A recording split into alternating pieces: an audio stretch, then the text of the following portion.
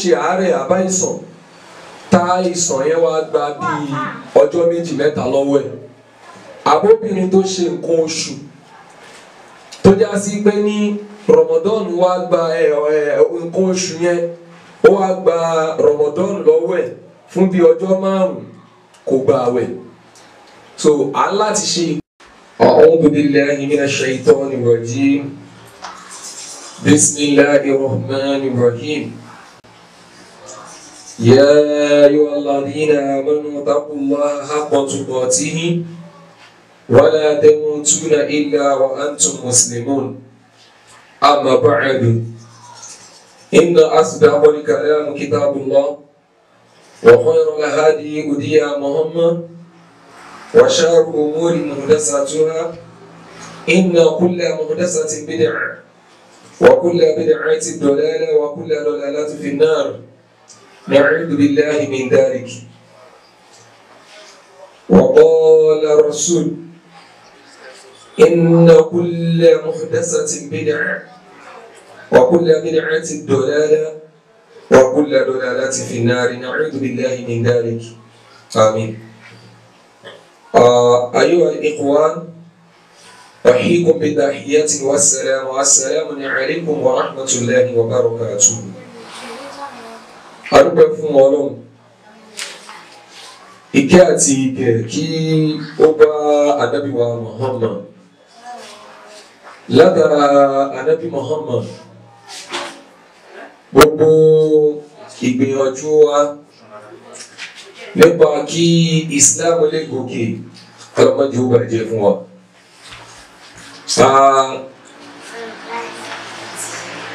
Èyí tí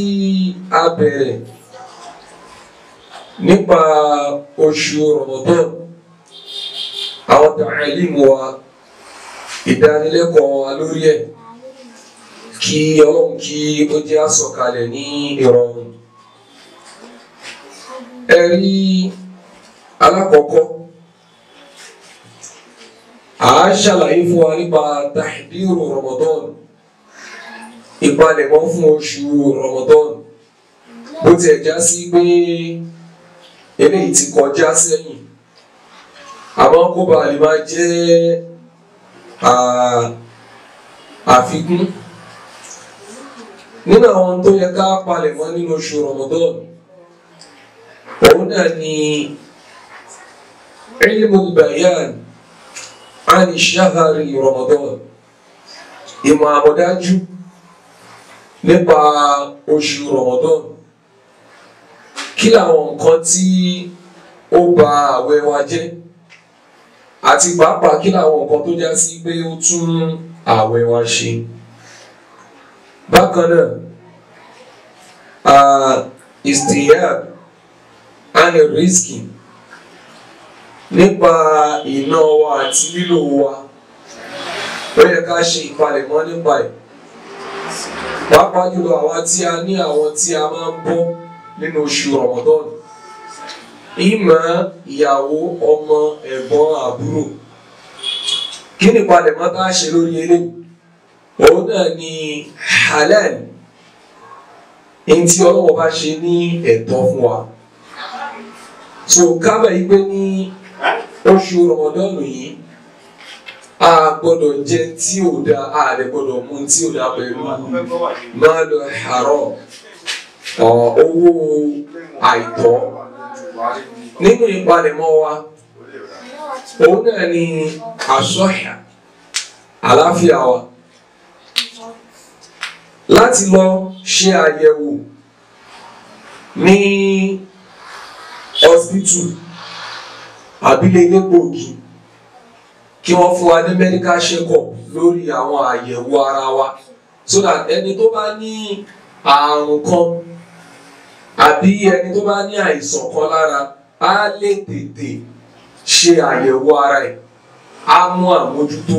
kí oṣù Ramadan tó dé so àwọn eléyìí á láti ṣe ìpalẹ̀mọ́ ẹ̀. Bákan náà àgbọ̀dọ̀ àníṣáhárí alladhi qad mada qabla al-hada àwa tí a jẹ àwẹ̀ ta ní àwẹ̀ tó yẹ ká gbà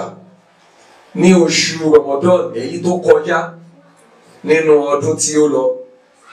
à ń láti ṣe ìpalẹ̀mọ́ láti san padà qabla hada ṣáájú eléyìí tí à ń ṣe yìí. So ọkùnrin tí ó ṣe àárẹ̀ àbáìsàn tá ìsàn yẹn wá gba bíi ọjọ́ 2-3 lọ́wọ́ ẹ̀, àbóbìnrin tó ṣe nǹkan oṣù tó já sí pé ní Ramadan wá gba nǹkan oṣù yẹn ó wá gba Ramadan lọ́wọ́ ẹ̀ fún bíi ọjọ́ 5 kò gba àwẹ̀. So à ń láti ṣe ìpalẹ̀mọ́ eléyìí tá à ń gbà yìí láti ṣe kí ni láti san títí tẹ́lẹ̀ ọ̀ranyàn ni. Bákan náà nínú ìpalẹ̀mọ́ tó yẹ ká ṣe òun náà ní pé ọ̀pọ̀lọpọ̀ ẹlòmíín wà tó já sí pé tìláwàtul Qur'an àbí tá à ń pè ní qira'atul Qur'an ó lẹ̀ débi pé tí ò bá sí Ramadan níta kò ní kí Qur'ani. Àdàmà yìí pé ní al-Qur'an lafifun ala lisan ó máa ń lẹ lórí ahọ́n liman jaa bi ratbihi fún ẹni tó bá já sí pé ó máa ń kí al-Qur'an ní gbogbo ìgbà. Ẹni tó bá já sí pé ó máa ń kí al-Qur'an ní gbogbo ìgbà, al-Qur'an máa lẹ lórí ahọ́n ẹ̀, ó máa wá lẹ fẹ́ni tó já sí pé kì í ṣe gbogbo ìgbà ló máa ń kí al-Qur'an. So bóyá nínú oṣù Rajab àbí nínú oṣù Sha'ban a ti gbọdọ̀ máa kí al-Qur'an yẹn dáadáa, so that tó bá di nínú oṣù Ramadan al-Qur'an yẹn á ṣe kí ni á rọ̀ lórí ahọ́n wa, á dá lórí ahọ́n wa, á ti ṣe palẹ̀mọ́ eléyìí sílẹ̀. Bákan náà nínú tí ó gbọdọ̀ jẹ́ ìpalẹ̀mọ́ wa, àwa tá a bá jẹ́ ọ̀gá níbi àwọn ilé iṣẹ́ kan àbí ibi ọjà títà, bá a ṣe máa ń produce nǹkan tá à ń produce tẹ́lẹ̀ yẹn àbí iṣẹ́ tá à ń fún àwọn èèyàn ṣe tẹ́lẹ̀, a gbúdọ̀ palẹ̀mọ́ pé tó bá di nínú oṣù Ramadan àwọn tí wọ́n bá wa ṣiṣẹ́ yẹn wọ́n á ní àǹfààní bóyá aago 6 ni wọ́n close tẹ́lẹ̀. Aago 6 tí wọ́n close tẹ́lẹ̀ yẹn à á fún wọn nípalẹ̀mọ́ pé tó bá ti di nínú oṣù Ramadan aago 2 lè máa close àbí aago 4 lè máa close.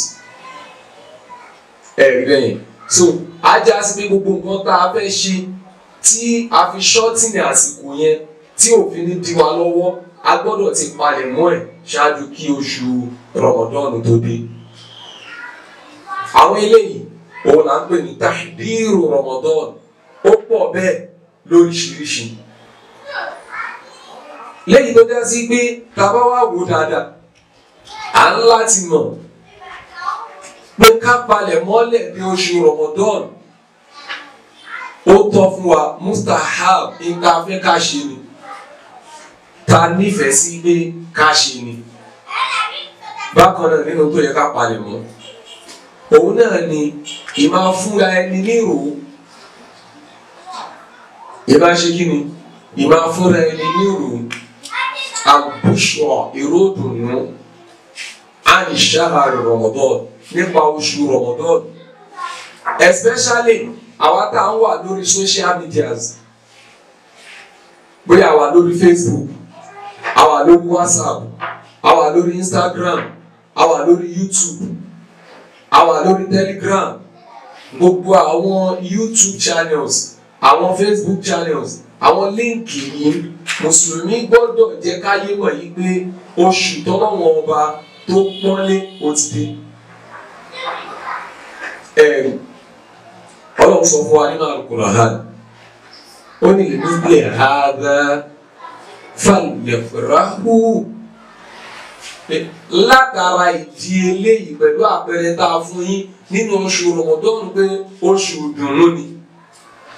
a gbọ́dọ̀ máa dunnú ká fi ìdùnnú ẹ̀ mọ̀ sáyé.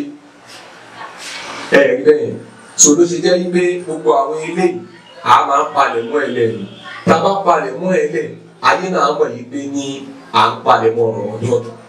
abẹ́rẹ́ wọn bá lè kí ọlá kó ṣe ní rọrùn fún ẹnì kọ̀ọ̀kan wa aqulu qawla hadha astaghfirullah li wa lakum subhanaka allahumma wa bihamdik ashhadu an la ilaha illa anta astaghfiruka wa atubu ilayk. Assalamu alaikum wa rahmatullahi wa barakatuh.